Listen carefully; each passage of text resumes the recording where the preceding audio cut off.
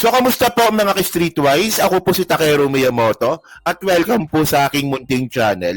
So, mga kababayan, malaki po talaga ang saltik sa ulo nito ni Kiss Escudero. Kasi po, siya pa talaga yung may lakas ng loob na magdemanda sa mga kritiko niya. Ang tawag nga po ni Kiss Escudero dito po sa mga kritiko niya mga accuser. Pero by the way, no, kung accuser lang naman yung pag-uusapan, ibang level po yung ginawa ni Kiss kasi po, siya po ay nag-accuse ng walang ebidensya. Pero tayo naman po, no, kung inaakusahan man natin si Kiss na siya ay magnanakaw, may mga ebidensya naman po lumalabas. No? So especially ito mga streetwise, no, nagsalita na nga po yung Malacanang sa pamamagitan nga po ni Yusek Claire Castro. No, regarding nga rin po doon sa speech nga po ni Kiss na pagbibintangan niya si Martin. So sabi niya dito, no, Palace says proof that speeches needed versus flood control scam culprits. Oh. Ang problema kasi kay Kiss ng kababayan, no, sa 30 minutes niya pong speech, wala po siyang ebidensyang pinakita. Puro pag-aakusa lang. Ayun nga po sinasabi po natin sa nakarang content natin, no, na si Kiss merong kumpleto ng resources. May opisina, may budget, may researcher, no? Tapos ang ipapakita lang ni Kiss sa atin doon sa speech niya, bintang na walang ebidensya. Oh, di ba? O so sabi ni Yusek Claire Castro dito, no, sabi niya dito. Okay. In a palace press briefing, Presidential Communications Office Undersecretary and Press Officer Claire Castro responded to Senator Francisco Escudero allegation that the various inquiries on the corruption scandal was following a script to protect Martin Romualdez, no? So may script daw. Kung yan po siguro ang kanyang napansin at nakita, malamang hindi naman po yan ang napansin ng iba. Tama nga si Claire dito. 'Di ba? She stressed that the independent commission, so mas maganda mga ka-streetwise, no? Yung video na lang siguro ni Claire yung panoorin natin. May video dito eh. Sige ito.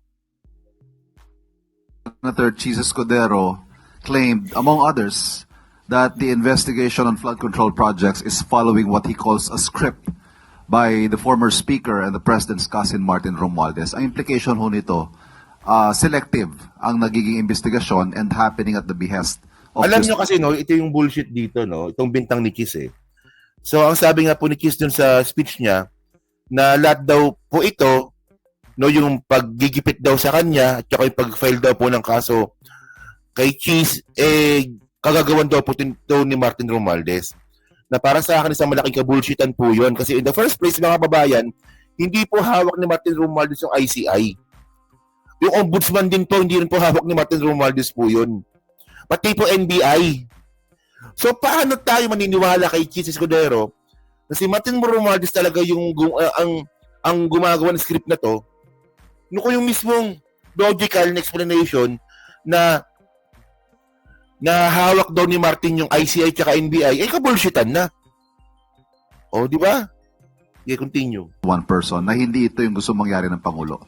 Ano ho ang pahayag ng Malacanang kaugnay sa naging privileged speech ni Senator Escudero? Kung yan po siguro ang kanya napapansin at nakikita, malamang hindi naman din po yan ang napapansin ng iba. Sabi nga po natin, sa ngayon, lahat po ng naituturo, lahat na nababanggit na pangalan, dapat nating i-considera na inosente. They should be presumed innocent until proven guilty. Let us go to where the evidence leads us. So, ang mangyayari po dito, hindi po kasi nadadaan sa magandang talumpati, hindi nadadaan sa pagtuturo ang pagpapanagot sa mga nasabing umabuso ng pondo, kundi sa pamamagitan ng sapat na ebidensya. So, Cheese, ebidensya daw, Cheese! Ebidensya daw. ang mga ebidensyang ito, maaari naman pong ibigay sa ICI at ang ICI naman po ay isang independent commission na maaaring tumingin ng lahat ng mga evidence, facts, records para matumbok kung sino ang dapat ng panagot. So yun nga po sinasabi natin mga kababayan, no? Si Kiss Escudero po, nagkaroon po ng 2 linggong pananahimik. Di ba? So sa loob ng 2 linggong pananahimik ni Kiss, hindi ka man lang nakapag-imbestiga ng sarili mo, meron kang opisina, meron kang mga staff. May budget ka, may impluwensya ka, wala kang ebidensyang pinakita para ituro si Martin. Oh. So yun nga yung point natin mga kababayan. No? So dahil nga po dyan, no, pag si Chis okay lang magturo. Kapag si Chis yung tinuro ninyo, ididimanda kayo. Kasi ito yung panakot ni Chis, tinan nyo to Ito. Yan. To, balita ito from Inquirer, no? Escudero says he can defend himself, will sue corruption accusers. Oh. Ididimanda niya daw po yung mga corruption accuser. Yung mga accuser daw po niya, dinimanda niya raw. Oh. I can defend myself, but who will defend our institution? Sabi ni Chis. These are the words of the former Senate President na magnanakaw, na asawa ni Heart Evangelista. On Monday, aming delegation linking him to anomalous flood control projects plaguing the country. Di ba? So, ito saying that he is now preparing charge against his accuser. Tingnan nyo doon po sa mga nambibintang kay Chis, mag-ingat po tayo kasi po madidimanda po siya. Oh, and by the way, no, ito yung mga bagay na dapat hindi mo na nga ginawa, malaki mo pa.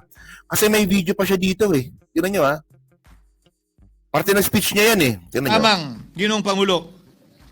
Ang nasa likod ng script at sarswelang ito, siya ang dahilan ng kaguluhan, pagkakaaway-away, pagkakawatak-watak na ngayon yumayanig sa ating bayan, maprotektahan lamang ang sarili niya.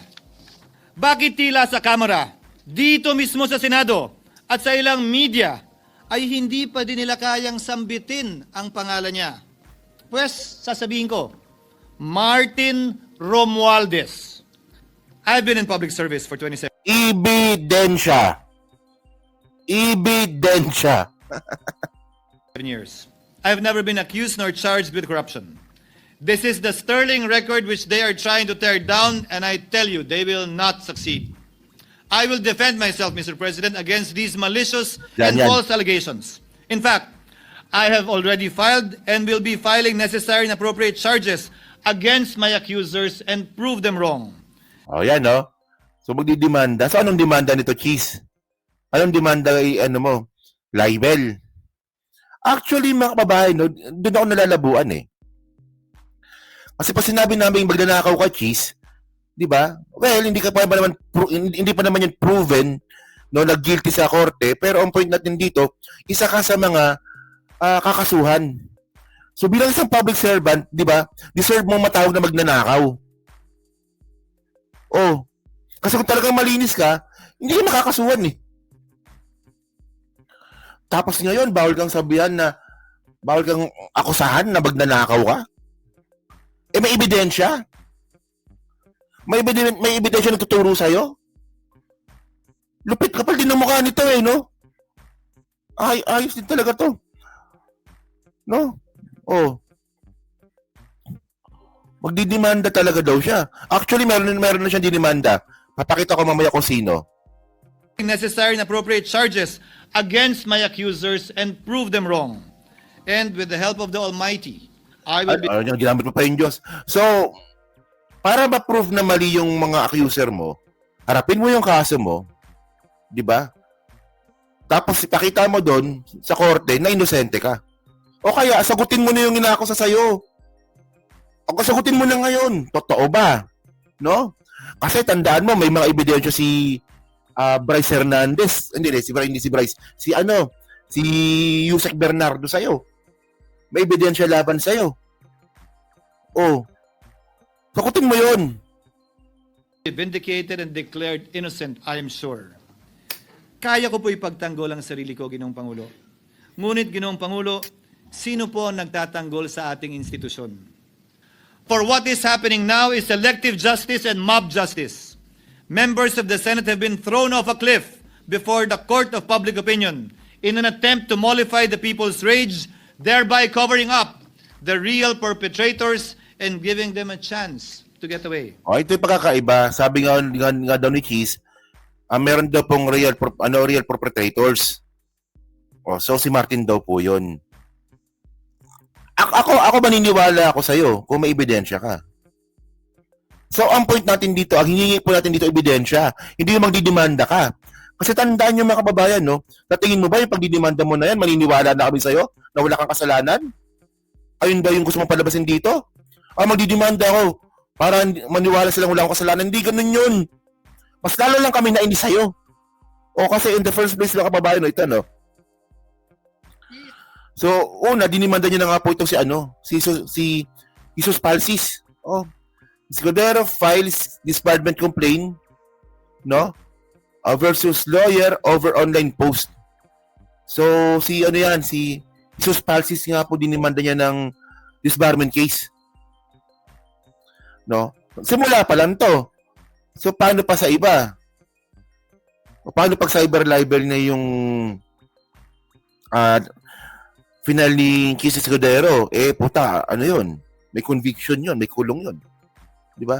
So, ganun ba? Ganun ba, Chis, ang ang hustisya para sa'yo? No, kapag ikaw pinagbibintangan, magdidemanda ka, pero pag ikaw nang bintang ng ibang tao, okay lang yun? Tandaan mo, wala ka pa rin ebidensya pinapakita. Nasangkot si Martin Romualdez. Para maniwala kami sa'yo, magpakita ka ng ebidensya, pero yun nga lang mukhang wala Kasi in the first place, mga kababayan, kung may ebidensya talaga si Chis na magnanakaw yan si Martin, dapat dun pa lang sa speech niya, pinakita niya na. Nag-speech ko na, hindi mo pa pinakita, hindi mo kakantanga. Di ba? So, actually, medyo nakakainis talaga, no? Kung sino pa talaga yung may ginawang kalokohan, sila pa talaga yung malakas ang loob na magdemanda. Porket ba na mayayaman sila? Porket ba na senador sila at makapangyarihan sila? Gagawin na nila mga gusto nila? Para lang pagtakpan yung ginawa nila? Come on. So kayo mga babae, kayo po, ano po man sabi nyo nga po dito, sa ginawa nga po ni Chis na pagdemanda nga po kay Jesus Palsis. At mukhang, kung hindi daw tayo titigil, mukhang magdidemanda pa nga po daw po siya ng iba pa. Ayun na pinapalabas niya. No? So, kayo ba, natakot ba kayo doon sa demanda ni Chis? So, yun na. So, comment lang po sa baba at binabasa ko pong lahat yan. At syempre, dyan po sa Team Replay, pa-like, pa-subscribe. Hindi naman kalabisan, pa-share na rin po ng video po na to.